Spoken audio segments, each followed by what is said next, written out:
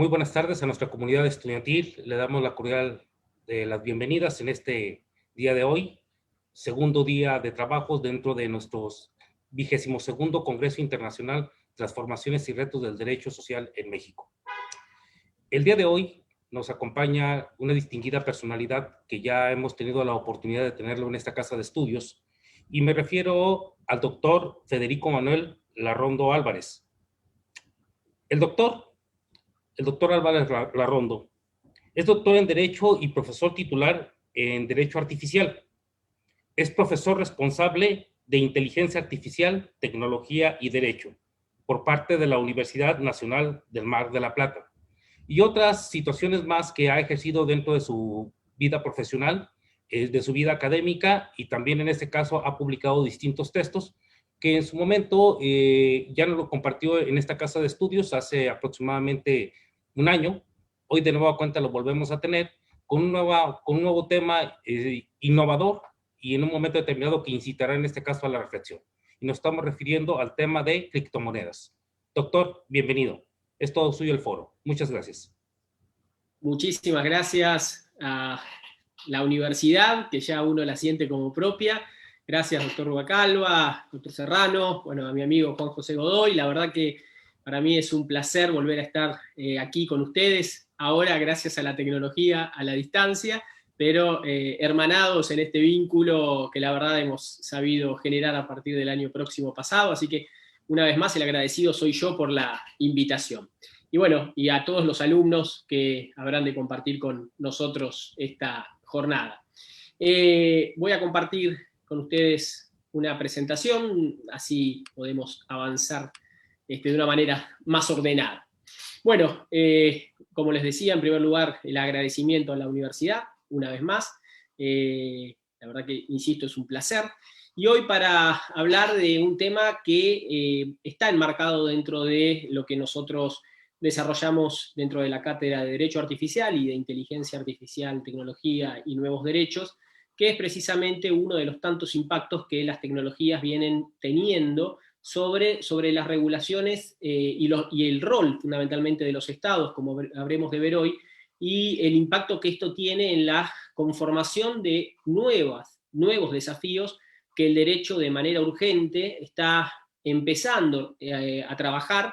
De hecho, ya hay varios proyectos de regulación de estas criptomonedas, y bueno, hoy vamos a ver dónde es precisamente que se encuentra el mayor desarrollo y auge de estas estructuras. Si nos situamos en México, en verdad, a mediados de este año, un informe daba cuenta de que México es el sexto país con mayor adopción de criptomonedas. En el cuarto lugar está la Argentina, dentro de América Latina.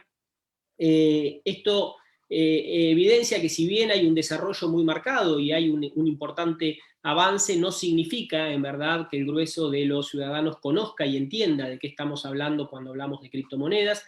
El último informe que se hizo publicado en el año 2019, reveló que el 67% de los pequeños negocios en México no tienen noción o conocimiento de qué son las criptomonedas, pero de aquellos que sí lo conocen, bueno, en realidad de los que lo conocen, una parte importante, el 47,4%, no compran por miedo a ser víctimas de algún fraude, el 39,6% porque la verdad desconocen sobre los establecimientos que comercializan con estas divisas digitales, el 30,5% con una razón que vamos a ver hoy, que es el tema de que no hay un respaldo y además temen que pierdan valor en el mercado, y un 28% confía más en los medios tradicionales, que son aquellos que conocemos. Sin embargo, el 35% de los mexicanos tiene algún tipo de contacto con, ya sea con monedas virtuales o para realizar pagos o compras en línea,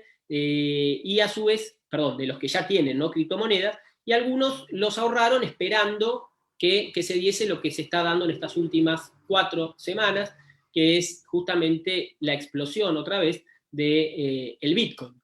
Ustedes vean que todos nosotros, creo, compartimos el conocimiento de las noticias en este último tiempo respecto a el cimbronazo que se ha generado en la evaluación del Bitcoin, que a comienzos de este año estaba por debajo de los $10.000, y hoy está en los 18.000, es decir, llegó a los $19.600 cada Bitcoin, ahora se ha reducido a 18.000 y pico. Es decir, que hay en este momento, como pasó hace 3 años, cuando alcanzó su pico de $19.600, hay una efervescencia que se da cada tanto y empieza a ocupar las principales portadas de los medios, sin perjuicio de que después, obviamente, cuando su valuación decrezca en algún momento, si es que esto ocurre, perderá esta efervescencia que hoy estamos viendo. Así que lo que vamos a tratar de hacer en este encuentro es repensar y reestructurar nuestro cerebro, que está acostumbrado, sobre todo las generaciones mayores de 30 años, a una estructura donde la moneda, el dinero, es algo tangible y por lo general que uno porta y que atribuye a su emisión a los estados. Pero lo que estamos viviendo, y esto lo hablábamos el año próximo pasado en las clases presenciales en la universidad, es justamente este choque de los dos mundos, ¿no? Del mundo virtual, este mundo que se ha generado, proyectado, si se quiere, a mediados del siglo pasado, efectivizado a partir de la aparición de Internet en escala en la década del 90, y que hace su explosión en la década del 10 de este siglo, cuando empieza a impactar todos los negocios bosquejados en el mundo virtual sobre el mundo físico. Por eso estamos en un momento cúlmine, donde el 2020 lo que ha hecho es acelerar este proceso de colonización, si se quiere, del mundo virtual respecto del mundo físico, producto de la pandemia y de la incorporación masiva de los ciudadanos al uso de herramientas tecnológicas que hasta este momento eran usualmente propiedad de aquellos que tenían un perfil más tecnocrático, o en su caso aquellos que, por el contrario, eran más jóvenes y entonces tenían un mejor uso de los mismos. Por eso es que tenemos que pivotear permanentemente entre este choque entre el mundo real y el mundo virtual, que en el caso de las criptomonedas se ve con mayor virulencia. Este hombre que ustedes ven ahí es para mí una lectura obligada, es un filósofo francés, Éric Zadin. Zadin en realidad tiene varias obras, una de ellas es el análisis precisamente de la siliconización del mundo, un análisis muy exhaustivo respecto de Silicon Valley, donde hoy en realidad están todas las empresas tecnológicas más importantes, que son las que están marcando estos nuevos tiempos y que están fijando las reglas a las cuales se están empezando a someter los estados por fuerza de los hechos. Y en ese análisis que él hace, dice, bueno, miren, tenemos que partir de una premisa que es que en realidad aquellos que forjaron Silicon Valley lo hicieron con una idea armamentista, militar, estatista, pero después, en lo que él llama el segundo Silicon Valley, a partir de la década del 60, mutó por una idea antiestatal o antiformato del Estado, y en la década del 90, bueno, ya aparece justamente un tercer Silicon Valley, donde directamente lo que se pregona es que el mundo de las redes, el mundo de Internet, este mundo virtual, no tiene ni puede aceptar ser regulado por las leyes de los estados tradicionales. Por eso, Perry Barlow en el año 1996 publicó o pronunció en el foro de Davos en Suiza la idea de lo que se conoció como la Declaración de Independencia del Ciberespacio. ¿Cuál es la idea? Bueno, esto para los que somos operadores y operadoras del derecho, la verdad es que en los hechos es un cimbronazo, porque lo que nos está planteando es que aquel mundo virtual en el cual nosotros hoy estamos pasando gran parte de nuestro tiempo, declara que no hay reglas propias de los estados en ese ámbito, porque ese ámbito no tiene límites territoriales, no tiene fronteras, y por consiguiente ningún estado podría arrogarse la facultad de regular, como lo había intentado hacer en ese año precisamente los Estados Unidos con la Telecommunications Act, la cual ha estado en boga otra vez el año próximo pasado a partir de la pelea entre Twitter y el presidente Bush, perdón, este año, y el presidente Trump, perdón, este año. Obviamente que lo que ellos plantean es que los estados tradicionales no tienen ningún tipo de soberanía sobre la red, y que los conceptos jurídicos de propiedad y libertad de expresión, como los conocemos nosotros, ahí no se aplican. Esto plantearía una idea de absoluta libertad, de absoluta desregulación, y que solamente la regulación se daría por acuerdos entre partes, y ahí entonces aquel que no lo cumpla quedará desacreditado frente a terceros. Ahora, el hecho de que nosotros estemos tan volcados a las redes y que toda nuestra vida, de manera consciente o inconsciente, por el solo hecho de navegar, por ejemplo, permita abrir y dar información sobre nosotros masiva, bueno, eso generó también un llamado de atención que bien desarrolla González Meneses en un libro fantástico para entender cómo funciona blockchain y de qué hablamos cuando hablamos de criptomonedas. En realidad lo que generó esta idea de la vulnerabilidad, de nosotros exponiendo todo en la red, y esta idea de que podamos ser observados justamente por los dueños de estos sistemas, fue la aparición de lo que se llama el criptoanarquismo. El criptoanarquismo lo que va a plantear en esa década del 80-90 es la posibilidad de aplicar la criptografía, pero ahora en clave matemática obviamente, pero en clave informática, para lograr de esa manera que todos nosotros podamos ser menos visibles en la red y, si se quiere, poder llegar a ser anónimos. Voy dando todas estas pautas para poder llegar y entender cuál es la finalidad que generó o que dio base a la primera criptomoneda, que es este Bitcoin. En primer lugar, no hay reglas. Segundo lugar, no hay reglas que puedan imponer los estados. Segundo lugar, el criptoanarquismo, es decir, la criptografía, sirviendo para justamente evitar que uno quede expuesto y que se sepa quién es el que está haciendo cualquier tipo de operación en la red. Para eso se avanzó en lo que se llama la clave asimétrica, la criptografía asimétrica o de clave pública, algo que es fundamental y sobre todo en el desarrollo de lo que vamos a ver, que es Bitcoin. En el cifrado asimétrico lo que nosotros estamos haciendo es simplemente, es justamente enviando una orden a una clave que alguien nos provee, que es la clave pública de esa persona. Nosotros a esa clave pública es la que nosotros cargamos, y eso que estamos enviando solamente se puede, ese paquete que va cerrado, solamente se puede abrir con la clave privada que el destinatario tenga.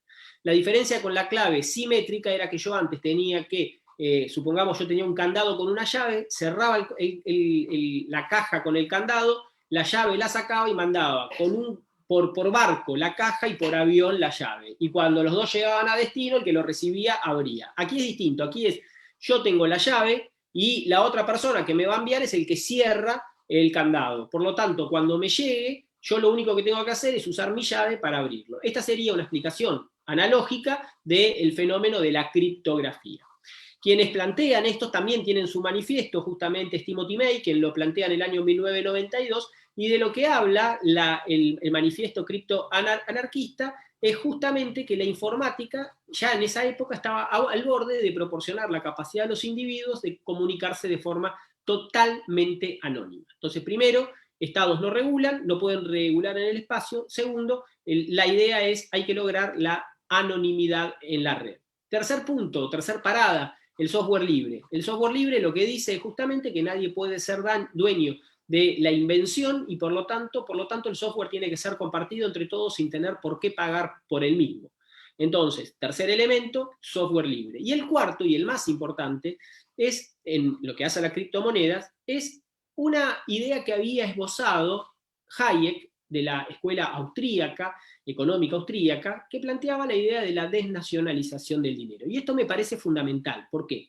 Hayek en el año 76 dicta una conferencia, perdón, en el 75 dicta una conferencia que es bastante criticada por los economistas tradicionales, y él, al perfeccionarlo, da luz a una obra que va a ser fundamental, que se llama La desnacionalización del dinero. ¿Qué era lo que planteaba Hayek? Hayek dice, a lo largo de la historia, bueno, lo que hemos visto es que en un primer momento hubo trueque, luego en realidad se empezaron a utilizar elementos para el cambio, después se crearon medidas que estaban vinculadas al cuerpo, por eso hablamos de brazos, pies, hablamos de pulgar, hablamos siempre de medidas que estaban vinculadas al cuerpo, hasta que en un momento se acuerda que los elementos de cambio van a ser el oro y la plata, y después con eso se hacen las monedas, y esas monedas primero las sellaban los propios privados, y después un día el Estado dijo, miren, en realidad acá hay mucho fraude respecto a cómo acuñan la moneda, me la quedo yo Estado, les voy a dar la seguridad de que el valor que dice la moneda y el peso que dice la moneda es realmente el que es. Sin embargo, los estados comienzan a hacer mal uso de las monedas, y entonces Hayek dice, bueno, una de las peores cosas que han hecho los estados es utilizar insanamente el dinero, devaluando de manera constante y con eso generando un cierto caos. caos. Por eso es que él dice, bueno, miren, en realidad nosotros tenemos una superstición. ¿Cuál es? Creemos justamente que el Estado es el que le confiere valor al dinero. Y eso se hizo justamente a través de una doctrina legal, la idea del valor impositus, o el valor impuesto propio de la moneda. Lo que el Estado dice que vale una moneda es realmente el valor del mismo. Pero cuando las monedas ya no alcanzaban, lo que el gobierno logró hacer es imponer préstamos forzosos, y a cambio de los préstamos forzosos les empezó a entregar recibos que tenían o que daban derecho a cambiar ese recibo por monedas. Cuando estos recibos, que eran simples papeles, empezaron a ser utilizados por todo el mundo y que la verdad no tenían ningún valor más que el respaldo que tenían atrás, empezó a aparecer la idea del papel moneda. Es decir, todos con esos recibos podían empezar a comprar y vender cosas. ¿Por qué? Porque el que recibía ese papel sabía que estaba respaldado por oro o plata que tenía el Estado en sus arcas. Pero de ahí se pasa a una idea de la obligatoriedad de aceptar esos papeles. En el caso de China se castigaba con la muerte, dice el autor, en Francia con prisión. La idea es que finalmente, en principio, se respetó hasta mediados del siglo pasado la idea de que cada billete que se emitía estaba respaldado por una moneda fuerte que le daba ese valor. Pero a partir de la crisis del 30, los gobiernos empiezan a sostener una teoría que es justamente que, bueno, que lo que importa es la distribución del papel para poder activar la economía, y entonces en el famoso acuerdo de Bretton Woods se dice, señores, ya no hace falta que el billete, el papel, esté respaldado por oro, sino que la gente ahora en los hechos tiene que creer en el valor que dice el billete, porque el Estado respalda y afirma que eso vale lo que vale. Tal es así que aparece entonces el dinero fiduciario. Lo que nosotros tenemos hoy es dinero fiduciario, porque es un dinero de fe. Nosotros creemos que el papel que tenemos en nuestras manos vale tantos pesos como el billete diga, cuando en realidad lo único que tenemos es un trozo de papel pintado, con el cual, sin embargo, podemos adquirir algunos bienes por demás valiosos. Ese es un acuerdo psicológico que hacemos entre todos los seres humanos de un estado determinado, al aceptar lo que dice la ley, que eso tiene efectos cancelatorios. Ahora, ¿qué dice Hayek? Dice, bueno, en realidad esto, que es una herramienta fundamental dentro de una sociedad, el Estado lo ha usado y lo ha usado mal. Entonces Hayek, en la década del 70, lo que proponía era la aparición de dinero fiduciario privado. Es decir, dinero sin respaldo, pero emitido por privado. Y si yo creía más en una persona privada que en un personaje público, perdón, que en el Estado, bueno, entonces en ese caso iría y tomaría la moneda que emite esa persona privada. ¿Y él qué era lo que planteaba? Bueno, decía Hayek, puede haber tantas monedas como personas haya en el mundo, porque el eje es la confianza que esa moneda genera. Si esta idea la traemos al día de hoy, empezamos a entender que un poco las criptomonedas no son más que la corporización de lo que planteaba Hayek, la posibilidad de que privados emitan una moneda que en los hechos sirva para las transacciones comerciales. Ahora, ¿cuál era el problema de Hayek en la década del 70 para poder llevar adelante esa idea? Que en la década del 70 del siglo pasado, no hace mucho, apenas 50 años, menos porque él lo plantea en el 76, es decir, 44 años, en verdad, en ese momento no había nada de lo que conocemos ahora, porque lo que había eran billetes. Es decir, lo que él planteaba era alguien que se pusiera con una máquina a imprimir papel como el que emitía el Tesoro de los Estados Unidos. En consecuencia, esas ideas de Hayek son muy resistidas y de difícil implementación. Ahora, ¿qué es lo que ha cambiado? Que en el siglo XXI lo que tenemos es el fin del efectivo. Vean ustedes, Suiza, por ejemplo, el 8% de su masa monetaria está representada en billetes, aunque ahora hay algunas discusiones si esto en verdad no es más, que estaría en el 20%, pero el grueso de la economía en la actualidad ya no tiene en sus bolsillos el billete, sino que por lo general lo que hoy comienza a desarrollarse cada vez con mayor profundidad es justa, y más a partir de la pandemia, es el dinero virtual, o el dinero, más que nada el dinero electrónico, o el dinero digital. Piensen ustedes que en los hechos, todo nuestro dinero que reposa en un banco, en los hechos, en verdad, tiene su origen, por lo general, en otro en una entrega también de dinero digital. Es decir, que el grueso de lo que aparece como que es nuestra tenencia, si nosotros no la retiramos del banco en físico, en los hechos gira por el mundo económico sin nunca adquirir la corporeidad ante nuestros ojos. Por eso, este dinero electrónico, que a partir de la aparición del smartphone, por eso en la década del 10 hace su explosión, lo que empieza a generar es la posibilidad de usar a nuestros celulares como billeteras donde podemos portar todo ese dinero digital.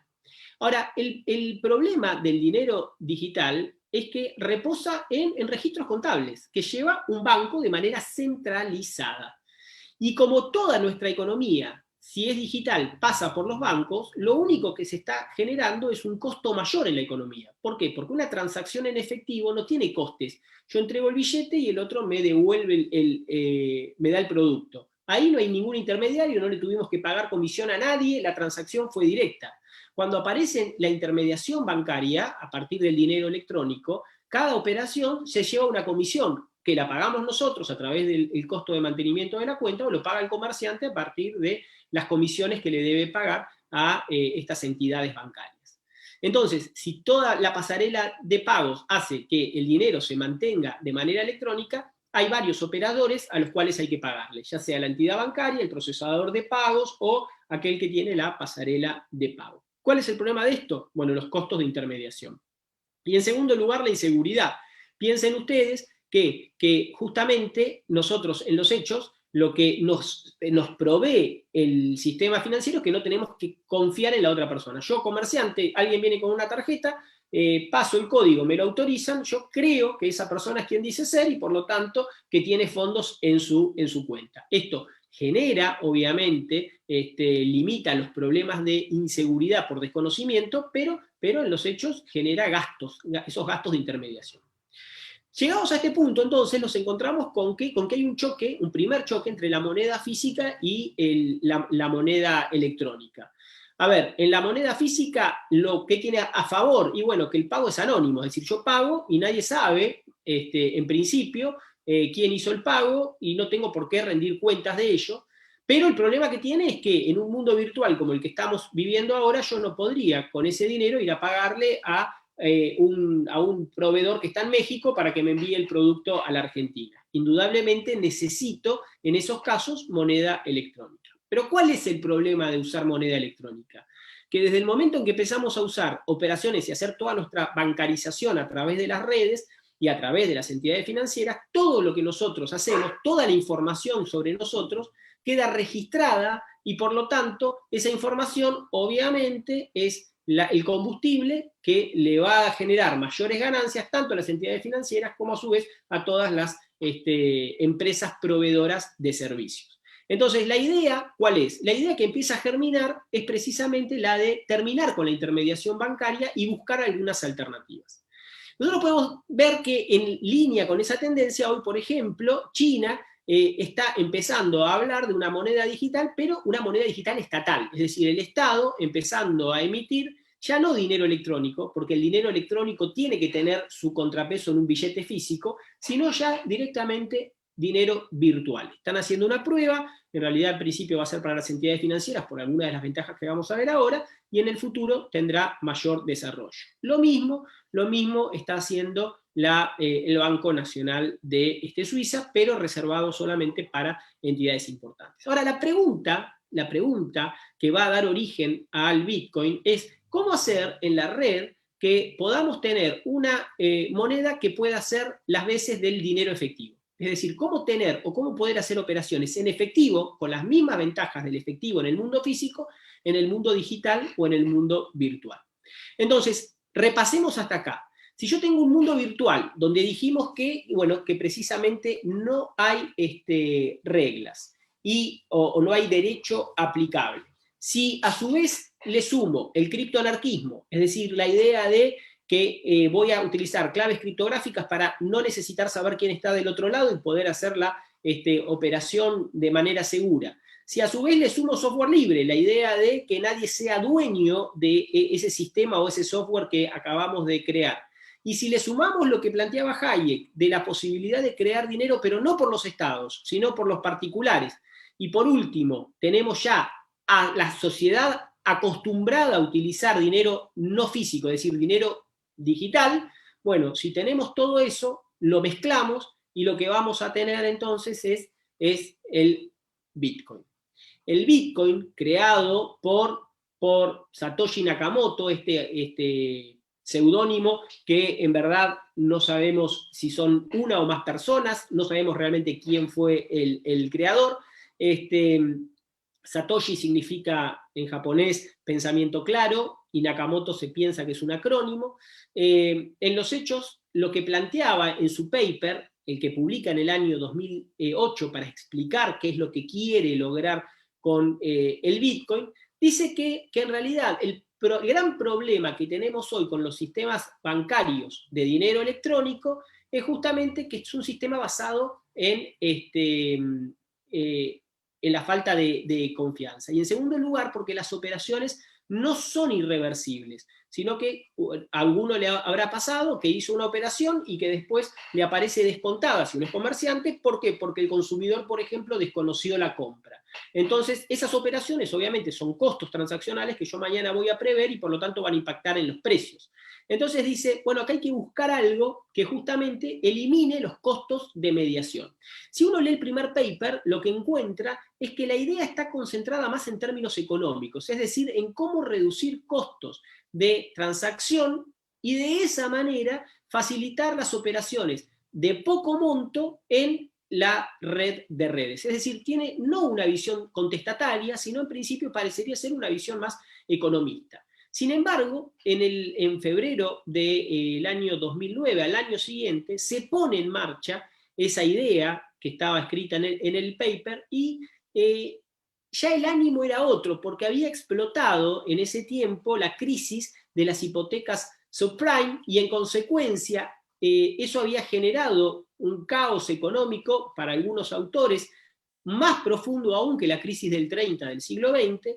Y entonces, bueno, Satoshi Nakamoto ya tiene un discurso más contestatario. Tal es así que justamente el primer bloque lo denomina, el primer bloque de la red blockchain, de la red de Bitcoin, lo denomina con el título de un diario, del diario Times, del 3 de enero de 2009, donde justamente dice que el canciller está al borde del segundo plan de rescate para los bancos. En ese mensaje del 11 de febrero del 2009 lo que dice es justamente que ahora ya sí es un discurso más político, por eso uno a veces se pregunta si fue escrito por la misma pluma, porque en realidad dice, bueno, acá los estados han violado la confianza permanentemente con las monedas fiduciarias, hay que confiar en los bancos para que ellos tengan nuestro dinero y transferirlo electrónicamente, pero después los prestan en oleadas de burbujas de crédito y siempre perjudican a los débiles. Además, le tenemos que dar a ellos nuestra privacidad. Tenemos que confiar en que tienen buenos sistemas de seguridad para que no se queden con nuestro dinero. Entonces dice, los micropagos son imposibles, acá hay que cambiar de cuajo esta idea. Por eso Bitcoin y blockchain, que es en realidad la plataforma que da base a esta criptomoneda, que es el Bitcoin, la idea es crear un sistema monetario al margen de las autoridades gubernativas. Y la idea es que se va a hacer a través de un protocolo de código abierto, que decíamos, ideas del software libre, sin más control que de la propia comunidad de usuarios. Es decir, la declaración de libertad de la red de Barlow. ¿Y se va a hacer de qué? De manera anónima y encriptada, como planteaban los criptoanarquistas. Por lo tanto, empieza a entrar directamente en el terreno de lo político. La idea aquí es crear dinero, es decir, en la lógica originaria es crear un nuevo dinero. Y el problema es que nosotros vamos a tratar de interpretar eso precisamente desde el derecho tradicional. Lo que aparece es el Bitcoin, que en los gráficos se lo representa con esta imagen de una moneda, pero lo que uno tiene que tener en mente es que justamente el Bitcoin no tiene corporeidad, no tiene cuerpo, no hay un billete, no hay una moneda. El Bitcoin es simplemente un asiento en un registro que va a tener ciertas particularidades. ¿Por qué va a tener ciertas particularidades? No podemos hoy en una hora explicar el funcionamiento de Bitcoin, pero sí podemos saber que lo que busca hacer es un sistema independiente, ser completo, ser autosuficiente y, bueno, insistir, alternativo a los sistemas controlados por los gobiernos. ¿Y cómo se va a llevar eso? Bueno, con la religión de este nuevo siglo, que es la idea del esfuerzo colaborativo. Todos vamos a colaborar para sostener esa red a través de incentivos que van a ser justamente el pago con criptomonedas, con Bitcoin, para aquellos que hagan lo que se llama minado, que es tratar de mantener esa red. Y para colmo, con una previsibilidad. ¿Por qué? Porque hasta el año 2040 se van a emitir ya, perdón, 2140 se van a emitir, ya se saben, 21 millones de Bitcoin. Es decir, que lo que estamos buscando con el Bitcoin es volver al sistema del pago en efectivo, pero en este mundo virtual paralelo. Es lo mismo que el efectivo que nosotros conocimos, ahora lo vamos a ver en el mundo virtual. Nos va a dar el anonimato, porque la verdad que lo único que nos va a identificar es la clave pública y privada, pero nadie tiene por qué saber quién es la persona que está. Sí va a estar la transacción, pero no sabemos quién es la persona que está atrás de esa transacción, y va a ser descentralizado. ¿Qué significa esto? Que la operación en principio, después vamos a ver que tampoco están así en este mundo, pero en principio la relación se va a dar entre persona a persona, sin que haya nadie en el medio. La idea es que no tengamos para hacer cualquier transacción que pasar por el banco, sino que la idea es precisamente eliminar al banco y que la transacción se haga directamente entre esas personas, aún sin conocerse, aún estando en lugares remotos del mundo, pero a partir de esta red que da seguridad, bueno, las dos partes poder hacer las transacciones que entiendan pertinentes. ¿Por qué se dice que es un registro descentralizado? Porque a diferencia de lo que sucede con el dinero electrónico, que nuestro registro y el registro de todas las cuentas la lleva una sola persona, que es el banco que nosotros elegimos, en el cual depositamos nuestro dinero, él es el que tiene el registro de nuestra cuenta y de todos nuestros movimientos. La idea de este sistema es precisamente que todos nosotros tengamos una copia de ese registro, pero no del registro de mi cuenta, sino del registro de las cuentas de todos los clientes bancarios. Es decir, es como si el registro que tiene el banco de todos sus clientes lo tuviéramos copiado cada uno de nosotros a ese mismo registro, cada uno en su computadora. Es decir, que todos nosotros en su sistema va a tener una copia del registro que tiene el banco. Claro, el problema ¿cuál es? Que yo ahí puedo identificar a la persona. Entonces digo, mi vecino tiene tanta plata, hizo tantos movimientos, y eso afecta a la seguridad, a la intimidad, etc. La idea aquí ¿cuál es? Bueno, lo que hace Bitcoin es decir, no, acá lo único que va a figurar es un código, y ese código va a ser el titular de esas monedas. Nada más. En realidad las monedas van a estar creadas y va a haber una sola persona que va a poder disponer sobre las mismas. Pero eso no nos va a permitir saber quién es aquel que está detrás o quién es el titular de las mismas. Por eso es que se habla de un registro descentralizado. Y cuanto más máquinas, cuanto más usuarios se sumen a la red, más segura es la misma, porque más difícil es alterarlo, bloquearlo, hackearlo, etc. Por eso se dice que es una red de datos distribuida, compartida, y lo de inviolable es discutible, sobre todo a partir de la experiencia de Ether, en el cual en Ether se logró volver hacia atrás algunas operaciones, con lo cual esto en algún punto es un tanto relativo. Es distribuida, es compartida y es de muy difícil alteración.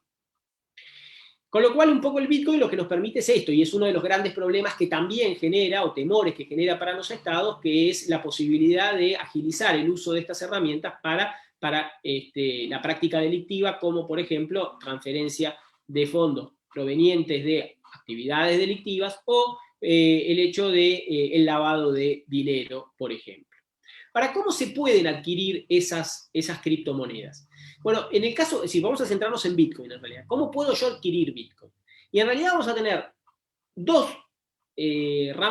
posibilidades principales, la segunda de ellas a su vez que da dos opciones más. La primera es generando o creando ese dinero.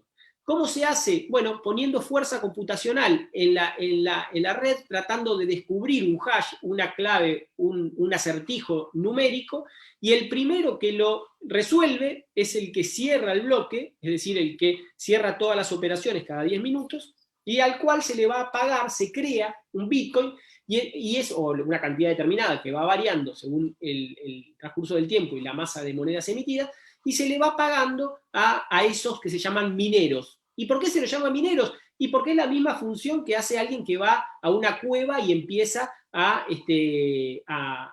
buscar oro. Es decir, ese oro estaba en la montaña, pero no existía en el mundo económico. Desde el momento en que el minero logra sacar ese oro, creó riqueza que se incorporó al sistema económico. Bueno, aquí es lo mismo. Aquí nosotros nos ponemos de acuerdo y lo que hace cada minero cuando resuelve el enigma es crear, es como si hubiera sacado oro de la mina, por eso se lo llama minero, saca bitcoins y esos bitcoins pasan a formar parte de la masa monetaria que ya está proyectada. La segunda es que yo, a esa persona que obtuvo los bitcoins minando, venga un día y me diga, bueno, quiero contratar tus servicios profesionales. Bien, ¿cuánto cuestan? Y yo le digo, bueno, mira, yo no quiero dinero estatal, quiero criptomoneda, quiero que me pagues con Bitcoin. Bueno, si yo acepto que me paguen con Bitcoin, lo que se va a hacer es una transferencia y esas criptomonedas van a venir a mi patrimonio. Con lo cual yo, sin haber minado, tengo ahora Bitcoins en mi poder. Y la tercera es yendo a un mercado secundario. ¿Qué es el mercado secundario? Es decir, yo en realidad tengo Bitcoin, pero lo que quiero es moneda estatal. Entonces, como si fuese una suerte de exchange o casa de cambio, lo que hago es ir y decir, bueno, ¿quién quiere este Bitcoin? Entonces, alguien de ustedes me dice, bueno, yo, y ustedes me van a pagar con moneda estatal. Lo podemos hacer peer-to-peer, persona a persona, o lo podemos hacer a través de un nuevo intermediario que va a aparecer, que son estas exchanges de las que vamos a hablar un poquito más adelante. ¿Cuál es el gran talón de Aquiles y o el gran punto que se le cuestiona a las criptomonedas? A ver, las criptomonedas en realidad, en principio, vuelvo a insistir, están pensadas para hacer las veces de dinero físico del mundo real en el mundo virtual.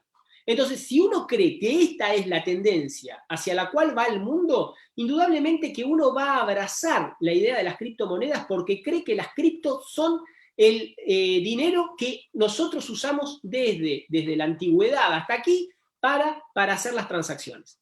Si nosotros creemos en esto, señores, no tenemos que pensar si tiene respaldo o no tiene respaldo, porque vamos rumbo a un mundo distinto, que es el mundo virtual, que es distinto a todo lo que nosotros conocemos y donde crecimos.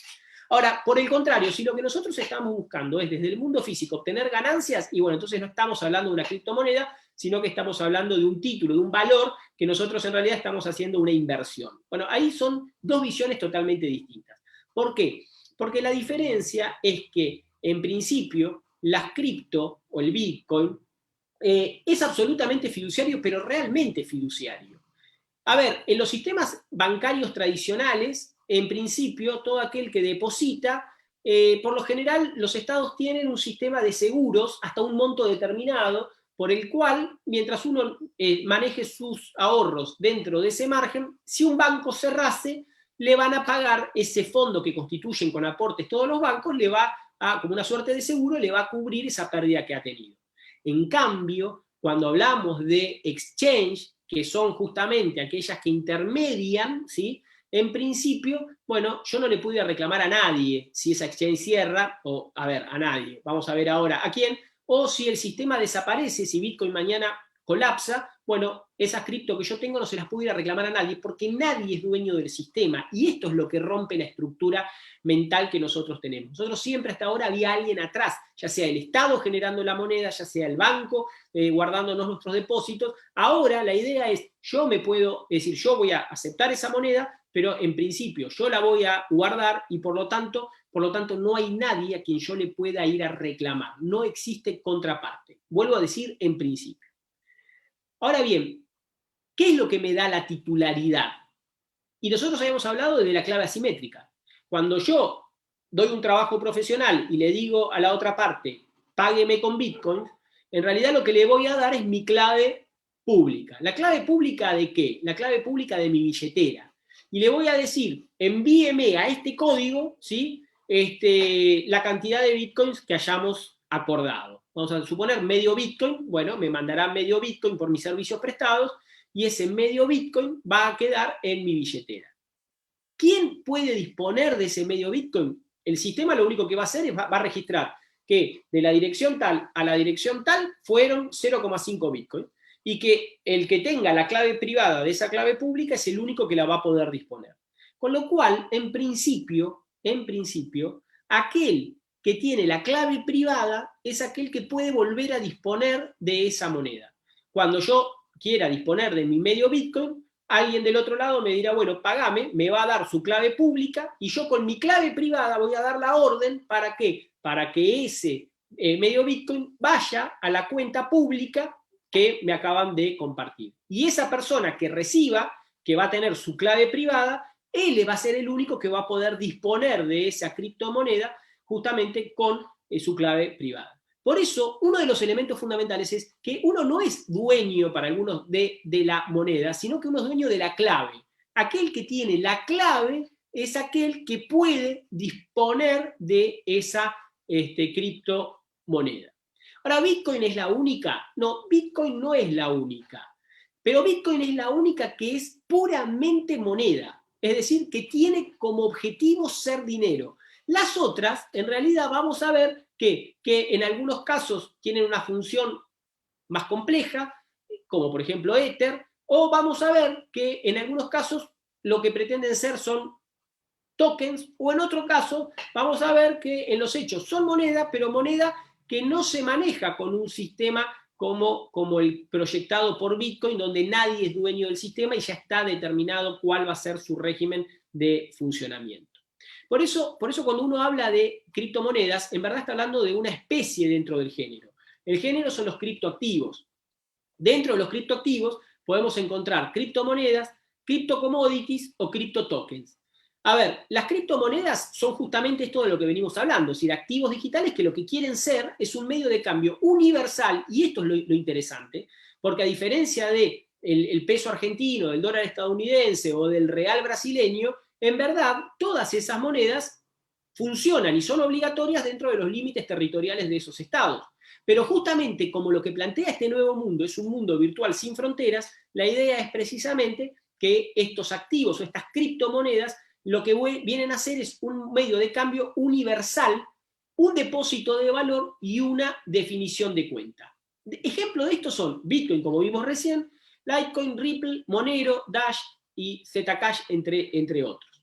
Ahora, criptocommodities, ustedes vieron que por lo general en los mercados bursátiles uno puede comprar a futuro, ¿sí? Commodities como son el trigo, el cobre, etc. Lo cual tiene como finalidad que alguien se asegure un precio determinado y el otro hace una suerte de especulación.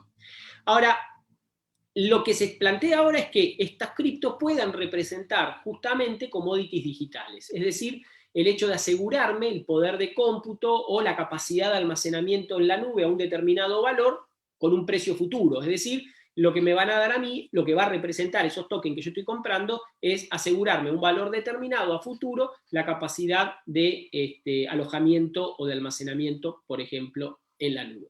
Y los criptotokens los vamos a ver fundamentalmente dentro del funcionamiento de Ether, que Ether trae como revolución los smart contracts, que aquí no lo vamos a ver hoy por una cuestión de tiempo, pero que los smart contracts en realidad también vienen a revolucionar el derecho, porque estamos hablando de contratos autoejecutables sin necesidad de la intervención de los estados para llevar adelante la ejecución de los mismos. Esto se hace directamente con código, es decir, codificando el contrato y por lo tanto dando la instrucción para que el mismo se autoejecute una vez dada una condición que por lo general va a ser provista por un agente externo que es el oráculo.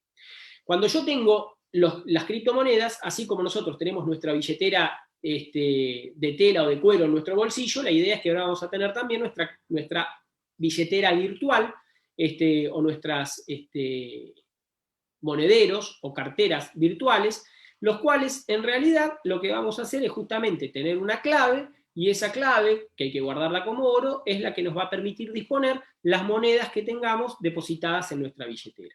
Esas billeteras pueden ser de distinto tipo y algunas son de mayor seguridad a menor seguridad. La más segura de todas es justamente la que es física. A ver, ¿qué es física? Bueno, en este caso son dispositivos USB donde yo descargo la clave de mi billetera de manera tal que la misma solamente está alojado en ese pendrive o ese dispositivo que nosotros tenemos. Una vez que lo sacamos de ahí, lo guardamos en la caja fuerte, y si yo tengo hoy 10 bitcoins, que serían más o menos como $200.000, bueno, esos $200.000 o $180.000, $190.000 los tengo guardados en mi caja de seguridad o en algún lugar como si fuera un token común y corriente. Este es el más seguro, pero obviamente es el más incómodo, porque cada vez que yo quiero disponer de mis fondos, tengo que ir, sacar el dispositivo, conectarlo a la computadora y recién ahí poder activar. Pero si los montos son importantes, obviamente que esta es la herramienta recomendada. La segunda es tener una billetera para móviles, es decir, en el celular o en la computadora personal. El problema de esto, y que son fácilmente hackeables si nosotros no tenemos buenos sistemas de antivirus dentro del teléfono.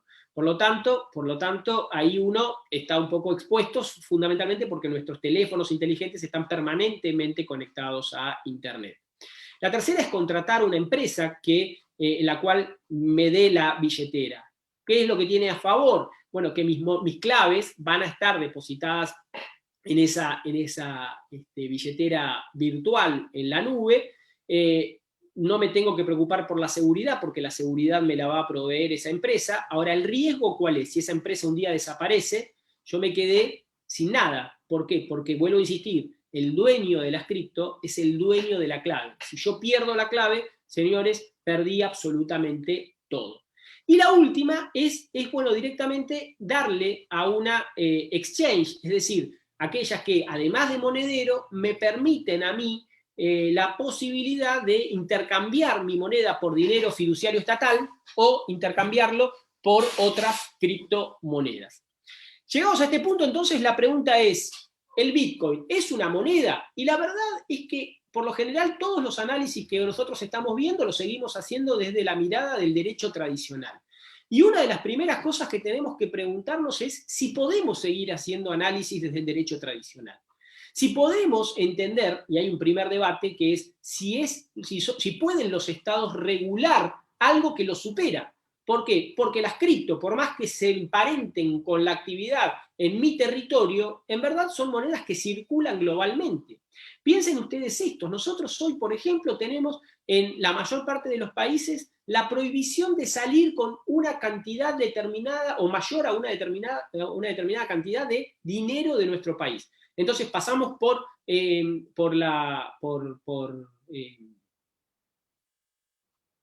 aeropuerto y nos chequean a ver si tenemos que hacer una declaración jurada, y si nos llegan a encontrar que llevamos más dinero que de esos, nos lo retienen. Y la verdad es que hoy uno podría ir tranquilamente con 100 veces más el dinero autorizado simplemente en criptomonedas que lleva en su bolsillo. Esto es lo que empieza a cambiar la lógica de cómo pensábamos los problemas con una lógica terrenal ante un mundo virtual.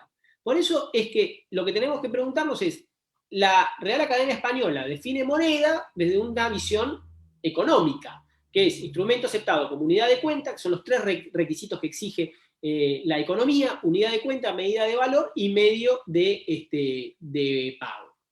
A ver, si nosotros lo vemos desde la calificación económica, tendríamos que ponernos de acuerdo a ver si el Bitcoin es aceptado como medida de valor, es decir, cuánto vale una cosa en Bitcoins, si es una unidad de cuenta que yo pueda ir llevando, cuántos Bitcoins fui recibiendo, etcétera, y si sirve de medio de pago o de cambio.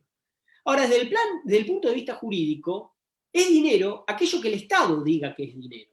Y entonces acá empieza otra vez el choque entre la realidad estatal y la realidad fáctica empresaria. Para la postura amplia, bueno, moneda sería todo aquello que cumpla con los tres requisitos económicos. La postura restrictiva dice no, en realidad moneda es solo aquello que tiene curso legal en algún estado. Es decir, en nuestro país, Argentina, sería el peso, pero también aceptaríamos las monedas de otros países si es que esos fueron emitidos por el Estado. Para eso sería para nosotros moneda extranjera, moneda nacional y moneda extranjera. La única que tiene curso legal, ¿cuál es? La moneda de nuestro país. ¿Qué significa que tiene curso legal? Que nadie puede negarse a aceptar esa moneda para la cancelación de obligaciones. Entonces, si yo le dijese, no, yo pesos no te recibo, bueno, fácil, va a la justicia le dirá, usted los tiene que aceptar sí o sí. El Banco Central Europeo en el año 2012, cuando esto recién empezaba a tener su aparición, dijo que en verdad es un tipo de dinero digital no regulado que es emitido y por lo general controlado por sus desarrolladores, utilizado y aceptado entre los miembros de una comunidad virtual específica. Es decir, que hablamos de dinero digital. Ellos ya hablan de dinero, lo que pasa que la pregunta es claramente que esto no es una moneda emitida por los estados, pero ya se habla de dinero. En nuestro país, en la Argentina, por ejemplo, en su momento el Banco Central, en el año 2014, dijo justamente que llamaba a los ciudadanos a tener mucho cuidado con estas monedas porque no tenían ningún tipo de respaldo y podía ser, en los hechos, un engaño en la obtención de la confianza de los ciudadanos. Claro está, a ver, Bitcoin, hoy uno puede verlo como punta de lanza, y después habrá 5, 6, 7 monedas, pero después hay muchas otras que en verdad pueden ser un sueño de verano, algo que nace y que desaparece al poco tiempo. La Unidad de Información Financiera sí definió, dijo justamente, que es la representación digital de valor que puede ser objeto de comercio, y sus funciones son las de constituir un medio de intercambio, unidad de cuenta y o una reserva de valor, pero que no tienen curso legal, y que en verdad las monedas virtuales se diferencian del dinero electrónico, porque el dinero electrónico no es más que la representación en bits del dinero físico de un Estado. En cambio, la moneda virtual no representa nada y simplemente son impulsos eléctricos asentados en un registro en la red. A partir del año 2019, bueno, todas aquellas empresas que proveen administración o intermediación de cuentas virtuales, de billeteras o de fuentes de inversión y financiamiento, tienen obligación de informarle a la autoridad recaudadora argentina todas las operaciones que se hagan con criptomonedas, y en ese caso hay que decir cuál es la cotización que esa criptomoneda tiene al día de elevar el informe mensual. Pero en los últimos tiempos, sobre todo en los países latinoamericanos, ha tenido mucho impacto una resolución del Tribunal Supremo en lo penal español, en una sentencia del 20 de junio del 2019, en el cual en realidad lo que se analizaba era la posible defraudación o estafa que había sufrido una serie de inversores españoles que le habían entregado a un, en teoría, experto en criptomonedas en el año 2016 una cantidad, no queda clara si fue de bitcoins o de euros, pero lo interesante del fallo, y vuelvo a insistir, desde una visión de la sala penal, habrá que ver después cuando llegue algún conflicto a la sala civil, la sala penal lo que dijo es en realidad que en los hechos no se podía considerar dinero, no se podía considerar dinero a los bitcoins, porque en los hechos no cuadraban la definición de dinero electrónico, y por ende, uno no puede pedir la restitución de la criptomoneda, sino que lo que puede reclamar es la reparación de los daños, ¿sí? Con los cuales después uno podrá ir y decir, los daños que es el monto que entregó más lo que cotiza hoy esa moneda, que es el perjuicio que ha sufrido, y obviamente con eso después cada uno irá y comprará otra vez esas criptomonedas. Pero al no ser dinero, entiende el Tribunal Supremo que no hay obligación o no hay argumento para exigir la entrega de las criptomonedas. Entonces, lo que tenemos en claro aquí es que si yo, para ser dueño de la moneda, de lo que tengo que ser dueño es de la clave, y vuelvo a insistir con esto, de la clave privada, ¿bien? Lo que nos plantea es un escenario disruptivo y distópico para todo lo que nosotros estamos enseñando y aprendiendo en las universidades. ¿Por qué? ¿Qué decimos? Cuando alguien nos paga hay que embargarle el dinero que tienen en la cuenta o los créditos a cobrar, o le podemos embargar la cosa para liquidarla. Bueno, el problema es que todo eso, en principio, hoy deja de tener efectividad. ¿Por qué? Porque la cripto, en principio el Bitcoin, por ejemplo, es incoercible, inembargable e irreivindicable. Porque como no hay una autoridad y lo único que hay es un asiento registral y el único que puede disponer de esos fondos es el que tenga la clave privada, por más que yo le diga a todos los usuarios de Bitcoin, mire, quiero embargar el dinero de esta clave, que tampoco sé si es la persona porque no conozco la identidad, nadie podría hacer lugar a eso, porque la única manera de que se puedan disponer esos Bitcoins es que yo les dé mi clave personal. Si yo no le doy la clave personal, digo, me olvidé, ¿no? En principio, nunca un juez va a poder lograr sacarme, embargarme mis criptomonedas. Por lo tanto, y si yo para colmo las entrego equivocadamente y la persona a la que se la mandé, que no sé quién es, no me las quiere devolver, Bueno, no puedo hacer nada, porque no me las puede decir. Yo podré buscar otra alternativa, como el caso ese del Tribunal Supremo, si identifico la persona, pero esos bitcoins que yo envié, si la persona de buena voluntad no me los devuelve, yo en principio, ya a partir del momento en que lo envíe a una dirección, en esa dirección que doy, el que tenga la clave privada es justamente el único que va a poder disponer de los mismos. Por eso una autoridad pública de cualquier tipo, un juez, una agencia tributaria, no puede ordenar la transferencia de fondos a un destino determinado sin contar con la voluntad del titular en cuestión. Y esto empieza a plantear escenarios interesantes. Por ejemplo, y bueno, si uno tiene criptomonedas y fallece, bueno, en principio, si yo le di mi clave a alguno de los herederos, por ejemplo, podría estar rompiendo la legítima que los estados consagran. ¿Por qué? Porque como justamente no es rastreable, no es determinable, esta persona, al tener la clave privada de aquel que falleció, automáticamente se hace la transferencia de todas las criptomonedas que tenga. Entonces piensen esto, si yo quisiese analizar escenarios preocupantes, uno dice, bueno, yo antes de morir vendo todos mis bienes, ese dinero lo pongo en criptomonedas y a la persona que yo le quiero dejar toda mi sucesión le doy la clave privada. Y entonces cuando vengan los herederos legales forzosos a buscar su participación en la herencia, se van a encontrar con que no hay nada. ¿Por qué? Porque yo ya había dispuesto esos fondos y cuando quieran rastrear dónde están esos bitcoins, no los van a encontrar porque van a estar en una clave privada que no sabemos de quién es, aun cuando lo sospechemos. Esto fue lo que pasó también en el caso justamente de un titular de una exchange, de una de estas casas de cambio, que falleció y se llevó a la tumba el conocimiento de todos estos datos. Y doy un puntapié para la charla que va a venir a posteriori del doctor Damián Bes. La pregunta de, yo soy una empresa transnacional, tengo empleados en todo el mundo, ¿les puedo pagar salarios en criptomonedas?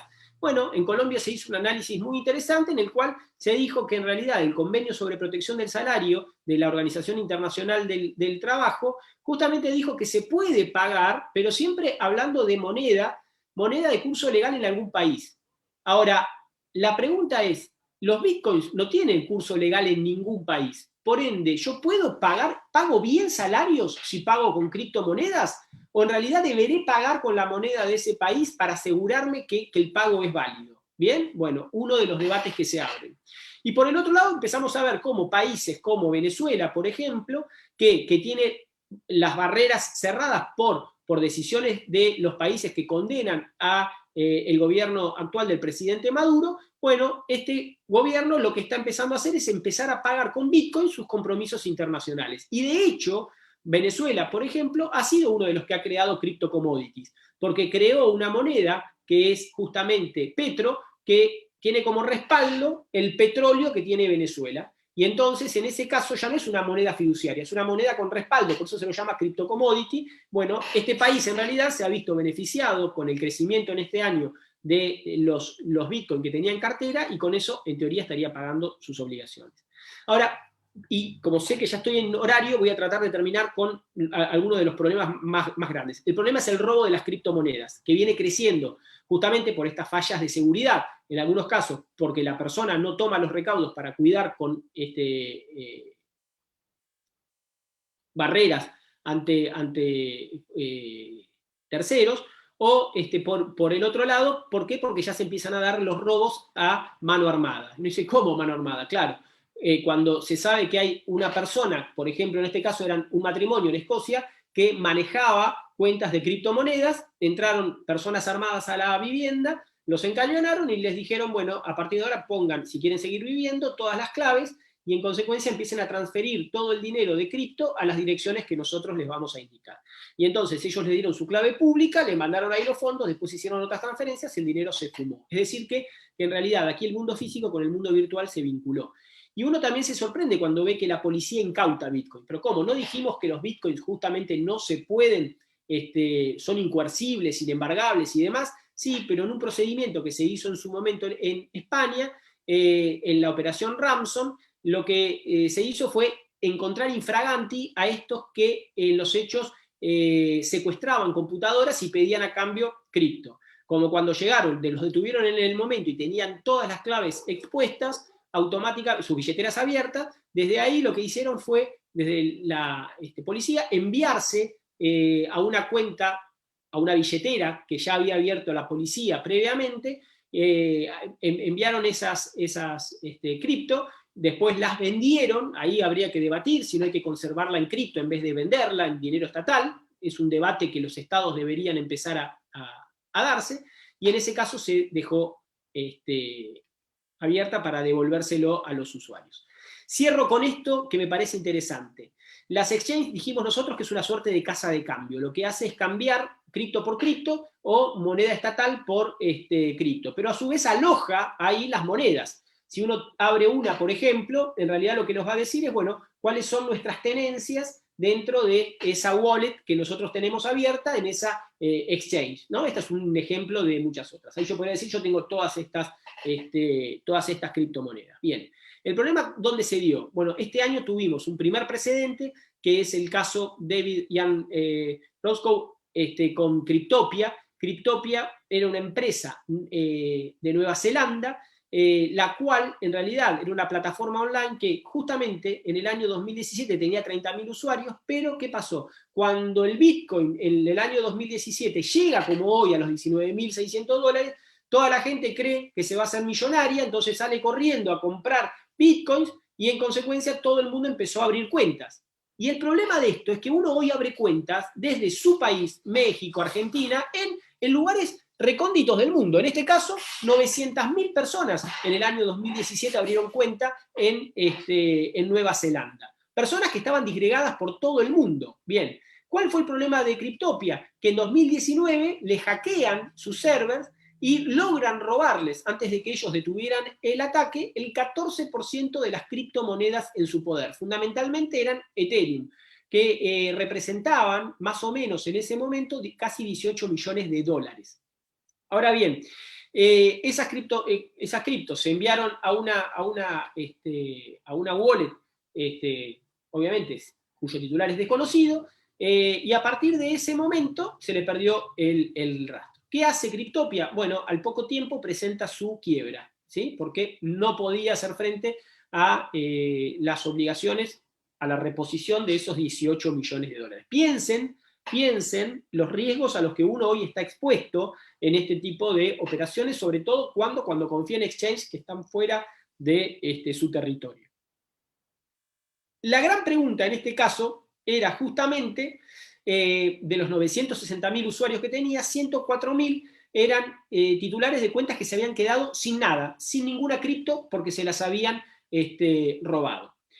Se presentan los liquidadores y en principio la Corte de Nueva Zelanda dice, bueno, aquí lo que se está haciendo es liquidar una sociedad neozelandesa, por lo tanto el tema lo vamos a tratar aquí en Nueva Zelanda. Pero la discusión es quién era el dueño de la criptodivisa y en base a eso, cómo se iban a pagar las obligaciones frente a terceros. ¿Por qué digo esto? Yo les había dicho previamente que cuando uno confía en una exchange, lo que le está dando a la exchange es que le administre su clave privada. Uno en realidad la clave privada no la tiene guardada. Y eso es uno de los atractivos de la exchange. ¿Por qué? Porque en realidad yo me despreocupo de tener asegurada mi clave privada. Pero en este caso yo le había dado a la exchange mi clave privada, ¿bien? Ahora, el problema es que como se presenta en quiebra, y nosotros dijimos que el que tiene la clave privada es el dueño de la moneda, si todas las claves privadas estaban en poder de Cryptopia, quiere decir que Cryptopia era el dueño de todas nuestras monedas. Y entonces, si era el dueño de todas nuestras monedas, como sucede con una entidad financiera, donde hacemos un depósito, ¿sí? En realidad estamos haciendo un contrato donde le estamos entregando el bien a la entidad bancaria. Bueno, si esto era así, había que tomar toda la masa de criptomonedas que tuviera y con eso pagarle a todos los acreedores, es decir, a los depositantes, pero además a todos los acreedores que la sociedad tuviese. Si por el contrario, lo que nosotros decimos es, no, miren, en realidad los dueños son aquellos que figuraban como titulares de esas criptomonedas, las cripto vuelven a ellos, pero se perjudican ¿quiénes? Los acreedores de la sociedad y se perjudican aquellos clientes que tenían cuenta ahí y que les sustrajeron todas sus criptomonedas. Esto fue lo que tuvo que resolver la Corte Suprema de Nueva Zelanda.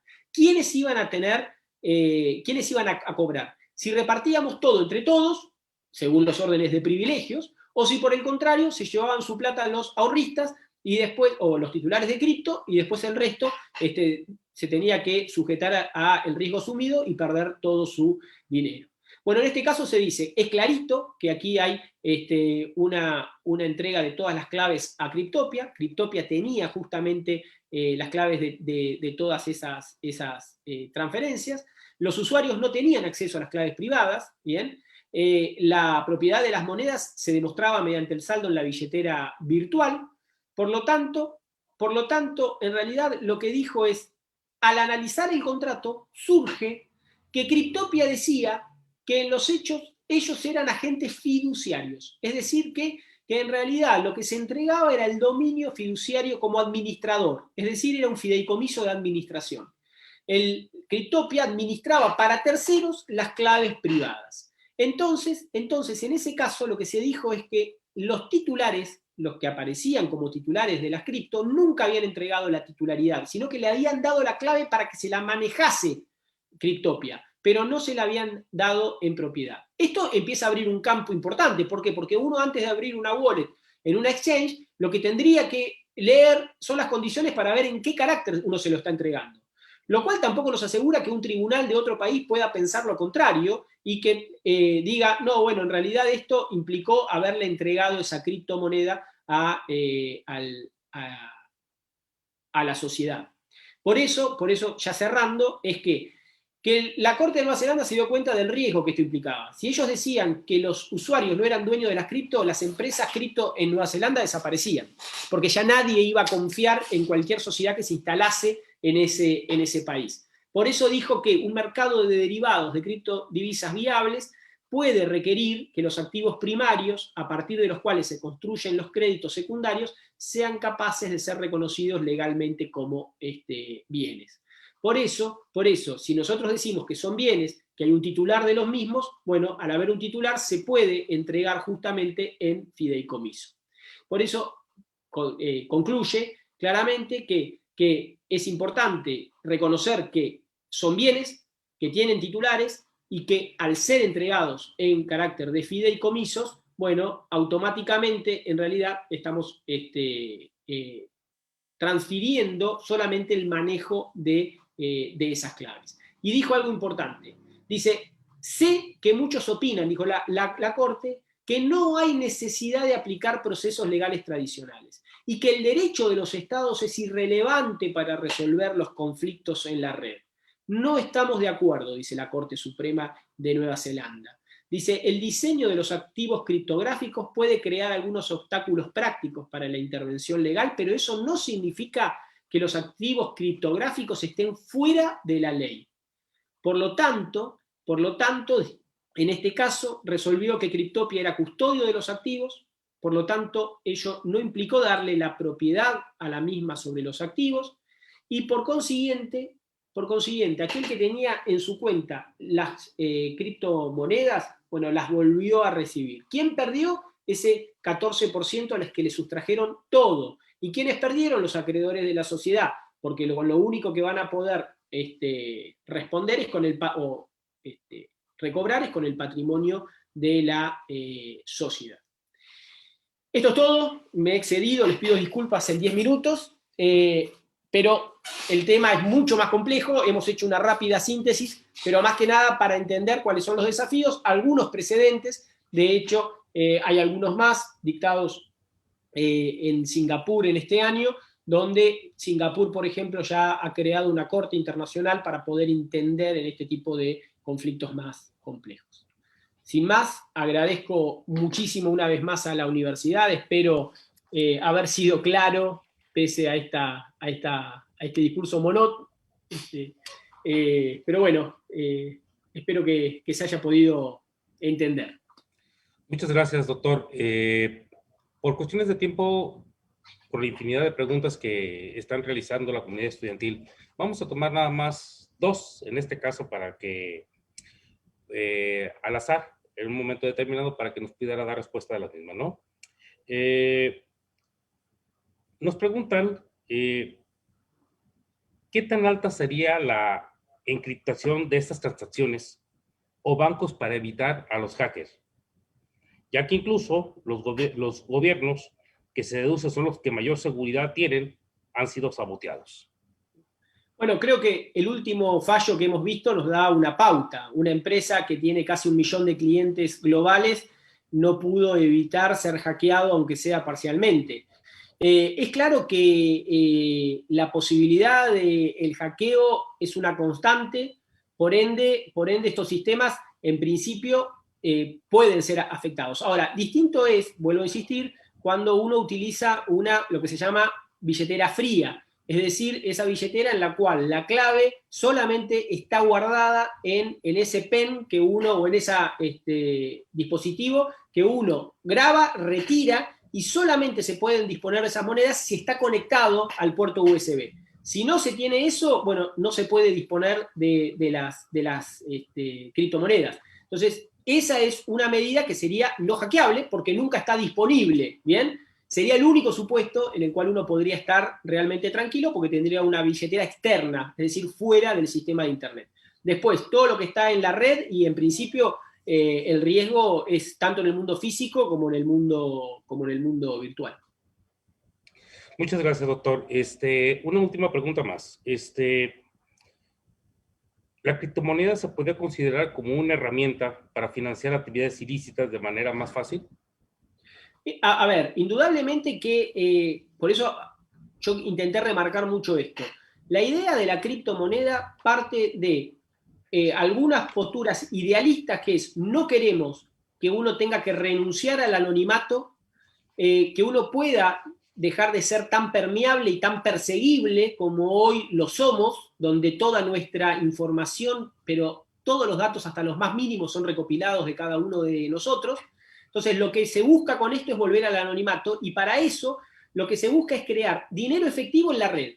El efectivo, sabemos nosotros, que es justamente la herramienta fundamental para el lavado de dinero, para la evasión de impuestos, etc. Eso que vemos en la realidad, en el mundo físico, bueno, es lo que como consecuencia se puede generar también en el mundo virtual. Lo que pasa es que ahí vamos a una discusión más de base, y que a mí por eso yo quería empezar con ese debate, que es si el mundo virtual acepta las reglas del mundo físico. Y muchos de los del mundo virtual, los forjadores, creen que no, que este es un mundo que se tiene que forjar por sus propias reglas, y por lo tanto, lo que es delito en el mundo físico, tal vez para los que comulgan con esta idea, el mundo virtual no tiene las mismas reglas.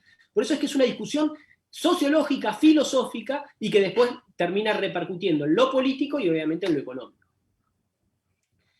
Pues muchísimas gracias, doctor. En este caso, por cuestiones de tiempo, pues damos por concluido. Le cedemos el uso de la voz al maestro Fernando Serrano. Tenga bien, por favor, dirigir unas palabras a nuestro invitado del día de hoy, por favor. Sí, muchas gracias. Doctor Federico, es un honor para mí poder reconocerle su brillante participación en el marco de nuestro 22º Congreso denominado Transformaciones y Retos en el Derecho Social en México, donde el día de hoy imparte cátedra sobre un tema muy novedoso, las criptomonedas, dejando manifiesto por la importancia de conocer hacia dónde se dirigen las políticas económicas del mundo, por lo que en representación de la Universidad Enrique Díaz de León, le entrego de forma virtual el presente reconocimiento por su ponencia, en el que se lleva toda nuestra gratitud, y esperando le recuerde que nuestra institución es su casa, y siempre es un placer contar con su presencia. Muchas gracias y enhorabuena, doctor. Muchísimas gracias, Fernando. Muchísimas gracias, Rubalcaba. Muchísimas gracias a todos en la universidad. La verdad que, vuelvo a insistir, para mí es como un segundo hogar. Les agradezco mucho por la invitación, y máxime gracias porque abre sus puertas para hablar de temas que por lo general escapan hoy de lo que es el derecho tradicional. Así que el agradecido, como siempre, soy yo. Un gran abrazo para ustedes y para todo el pueblo mexicano. Muchas gracias. Muchas gracias, doctor. Esperamos tenerte pronto por aquí, y si no, bueno, pues cuando menos intentaremos por este otro mismo medio volverte a contactar y que nos apoyes precisamente con estas y novedades que en este caso tienes tú muy frescas, sobre todo también en el campo de la tecnología como en inteligencia artificial. Te agradecemos mucho. Estaremos por ahí en contactos de nueva cuenta. Por ahí vamos a tener algunos intercambios académicos. Ya platicaremos en su momento, ¿no? Pues muchas gracias, le damos gracias a la comunidad estudiantil, y en un momento determinado continuaremos con la secuencia de nuestro programa de este 22º Congreso Internacional de Derecho. Muy buenas tardes, muchas gracias. Muchas gracias. Hasta luego.